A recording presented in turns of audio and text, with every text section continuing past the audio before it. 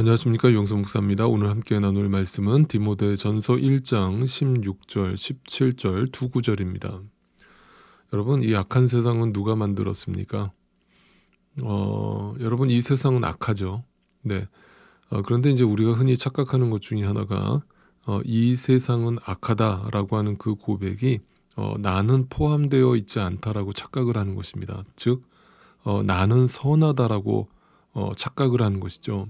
그래서 이 악한 세상에서 나같이 선한 사람이 더 이상 피해를 입으면 안 된다라고 하는 그 생각으로 하나님 나를 오늘도 지켜달라라고 기도를 하는 것이죠. 그러나 불편한 진실은 이 세상이 악한 이유는 바로 그 인간이 악하기 때문이고 그 악한 인간들 속에 나도 포함되어 있다라고 하는 사실입니다. 그러므로 이제 교회를 다닌다라고 하는 신자들이 가장 많이 착각하는 것 중에 하나가 바로 나는 더 이상 죄인이 아니다라고 생각하는 부분입니다. 그러면서 항상 저 교회 바깥에 있는 자들이 악하고 더러운 죄인이다라면서 이분법적으로 생각을 하는 것이죠. 참 무섭습니다. 인간이라고 하는 존재는 이처럼 날마다 자기 자신도 속여버리기 때문입니다. 바로 자신 안에 아주 지독하고 또 무섭고 냉정하고 이기적인 악이 숨어 있다라고 하는 사실을 애써 외면하는 것이죠. 그래서 여전히 눈에 보이는 어떤 흉악한 범죄를 저지르는 사람들이나 이 세상 사람들을 악하다라고 규정하면서 그들을 판단하기를 좋아하고 어제 우리가 묵상했던 사도 바울의 고백, 내가 바로 죄인의 우두머리입니다. 내가 죄인 중에 괴수입니다. 라고 하는 그런 고백들은 나와는 전혀 상관없는 마치 이 세상에서 엄청난 윤리도덕적인 죄를 지은 사람들, 흉악한 범죄를 저지른 사람들에게 해당되는 고백이라고 착각을 하는 것이죠. 그러니까 이 성경 말씀이 전혀 이해가 되지 않는 겁니다. 성경이 끊임없이 우리를 죄인이라고 폭로할 때 그 죄인이라는 단어가 와닿지 않는 것이고 이해가 되지 않는 것이고 용납이 되지 않는 것입니다. 그러면서 이제 어디까지 나아가냐면 하나님의 말씀을 들을 때도 그 말씀을 나에게 먼저 적용하는 것이 아니라 항상 누군가를 떠올리는 것이죠. 이 말씀은 내 남편이 들어야 되는데, 이 말씀은 내 아내가 들어야 되는데, 이 말씀은 저 집사님이 들어야 되는데, 이렇게 생각하면서 말씀을 듣는 분들이 있어요. 절대로 그렇게 되면 안 되는 것이죠. 여러분, 그것은 말씀을 듣는 자의 바른 자세가 아닙니다. 여러분, 모든 하나님의 말씀은 바로 나를 향하신 말씀이에요. 나를 향하신 그 말씀으로 그 말씀을 듣지 않고 먹지 않는다면 여러분, 그 말씀은 절대 내 안에 어떤 역사도 일으키지 않습니다. 분명히 기억하십시오. 하나님의 살아있는 말씀은 바로 죄된 나를 향합니다. 바로 당신이 얼마나 지독한 악을 품고 있는 죄인인가를 그 실체를 폭로하는 것이죠. 그러므로 성령의 충만함으로 하루하루를 살아간다는 것은 다른 것이 아닙니다. 바로 자기 자신이 누구인가를 먼저 보게 되는 것이거든요. 그리고 하나님의 은혜를 보게 되는 것입니다. 그러니까 여러분이 날마다 이 아침 묵상을 하시고 성경을 읽으시고 주일날 또 설교를 들으시고 이 모든 과정 가운데 하나님께서 원하시는 것이 뭡니까? 네, 우리를 겸손하게 만드시는 거거든요. 하나님의 말씀 앞에서, 하나님의 권위 앞에서 나라고 하는 실체를 보게 하시고 내가 얼마나 아무것도 아닌가를 하나님께서 보게 하시는 것이거든요. 그것이 하나님의 말씀이 거울이 되어서 나를 비춰주신다는 뜻입니다. 그래서 내가 더 이상 누군가를 판단하고 정죄하고 비난할 그럴 자격이 없다는 것도 하나님이 깨닫게 하시고 보게 하시는 거예요. 그래서 여러분, 정말 성령에 충만한 사람은요, 절대로 누군가를 판단하는 죄를 지을 수 없는 것이죠. 하나님 앞에서 그저 나도 똑같은 죄인입니다. 나는 더 악한 죄인입니다. 라면서 겸손히 무릎을 꿇는 것입니다. 그리고 하나님의 은혜로 자신의 죄인 중에 우두머리됨을 보게 됨으로써 자신의 의와 도덕적 어떤 착함과 선한 행위로는 결코 하나님께 나아갈 수 없다는 사실을 분명히 알게 되는 것입니다. 네, 그래서 예수 그리스도의 은혜와 긍휼만이 전부라는 사실을 날마다 알아가는 것입니다. 자, 바울이 지금 이것을 우리에게 다시 한번 전하고 있는 것이죠.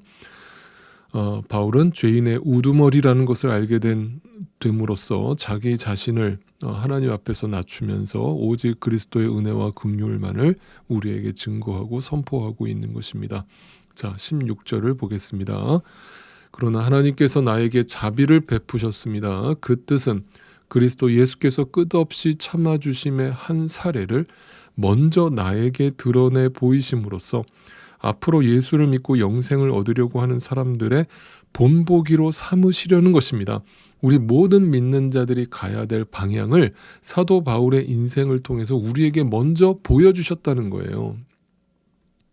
그러니까 어저께 사도 바울의 죄인 중에 우두머리입니다 라고 하는 그 고백이 우리 모든 신자들의 고백이 되어야 되고 분명한 인식이 되어야 한다는 뜻이에요. 여러분, 이 차이를 분명히 구분하실 수 있으면 좋겠는데요. 지금 바울은 긍휼을 입은 것 자체에 너무나 감격하고 있다는 사실입니다. 다시 말해서 우리처럼 나는 긍휼을 받았다. 그것까지 인정해요. 그래서 나는 천국에 들어가게 됐습니다. 라는 식으로 그 자기가 천국을 소유했다라는 것에 초점을 두면서 그것도 역시 잘못된 자기 사랑을 챙겨버리는 행위이거든요. 그저 긍휼을 베풀어 주신 하나님께 감격하고 감사하고 기뻐하는 것이 아니라 그걸 통해서 내가 어떤 보상을 받게 되는가에 초점을 두는 거예요. 이것이 잘못된 관점이라는 거예요.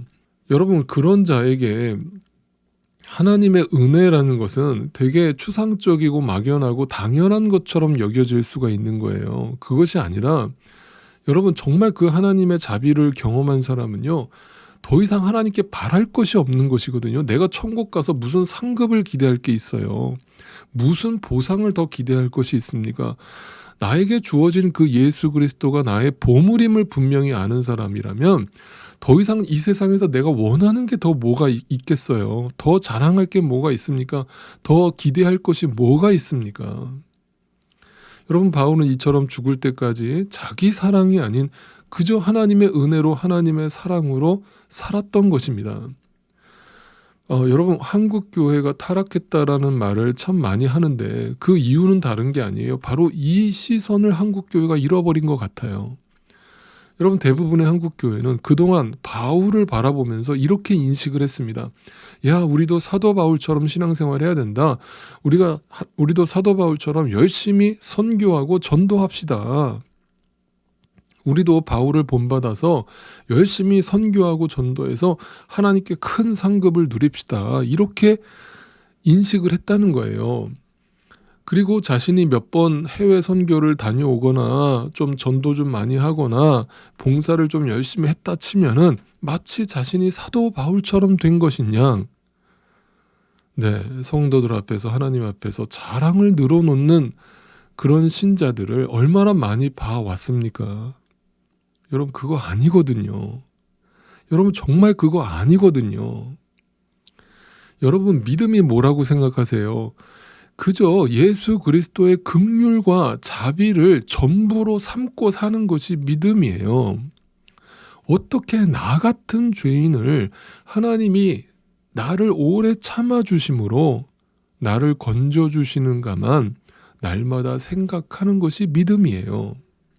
내가 뭔가 열심히 기도했기 때문에도 아니고, 내가 뭔가 열심히 전도를 하고 선교를 했기 때문도 아니고, 뭔가 봉사하고 선행을 많이 쌓아서도 아니고, 그저 나는 그분 앞에서 죄인의 우두머리, 악의 실체일 뿐인데 그런 나를 향해서 끝없이 오래 참아주심 그 하나님의 은혜 때문에 내가 심판을 받지 않고 지금 여기에 서 있는 거예요.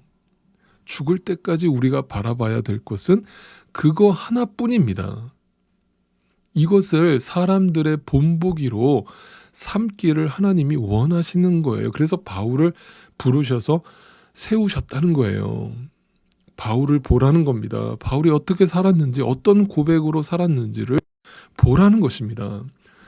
바로 너도 바울처럼 살게 된다면 그것이 믿음이라고 우리에게 지금 가르쳐주고 있는 것입니다.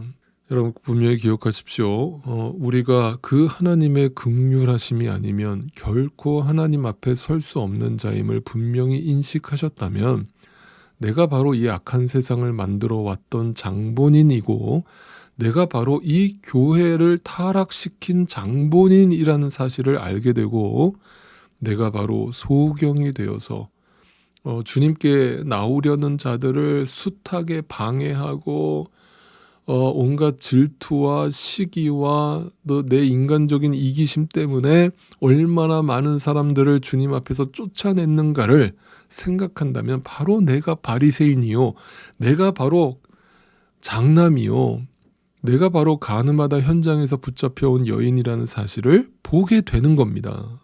그래서 그것을 분명히 보게 된 자가 오늘도 주님 앞에 나와서 할 수 있는 것은 무엇이겠습니까? 네, 그저 감격과 감사와 찬양과 영광을 돌리는 것밖에 없는 것입니다. 여러분, 그것이 삶의 예배입니다. 17절, 영원하신 왕 곧 없어지지도 않고 보이지도 않는 오직 한 분이신 하나님께 존귀와 영광이 영원 무궁토록 있기를 빕니다. 아멘.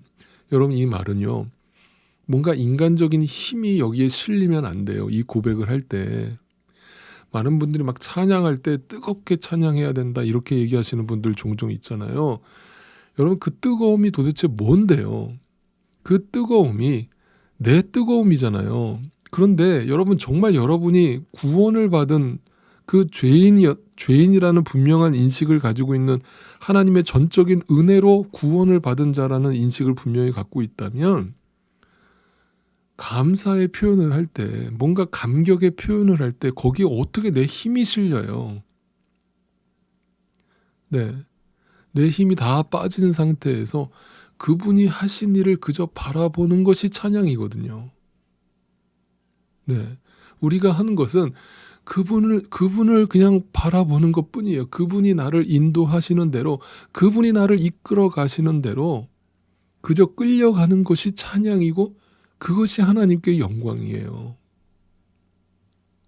결국 나라고 하는 그 인간의 것으로는 아무것도 할 수 없음을 알아가는 것이 찬양이고 예배고 믿음인 거예요. 그래서 처음부터 끝까지 내가 한 것은 아무것도 없습니다. 나는 그저 무익한 종에 불과합니다. 나는 그저 십자가 뒤로 조용히 사라져야 될 그냥 흙이고 먼지고 티끌에 불과합니다. 이것이 믿음이에요.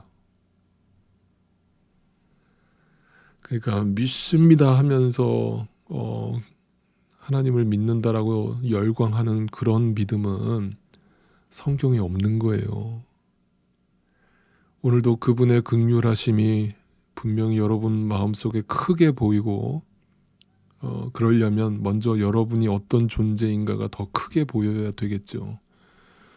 그 은혜가 우리 가운데 있기를 바라고 그 은혜를 바라보는, 긍휼을 바라보는 그 시선이 오늘도 우리 안에 가득하기를 간절히 소망합니다.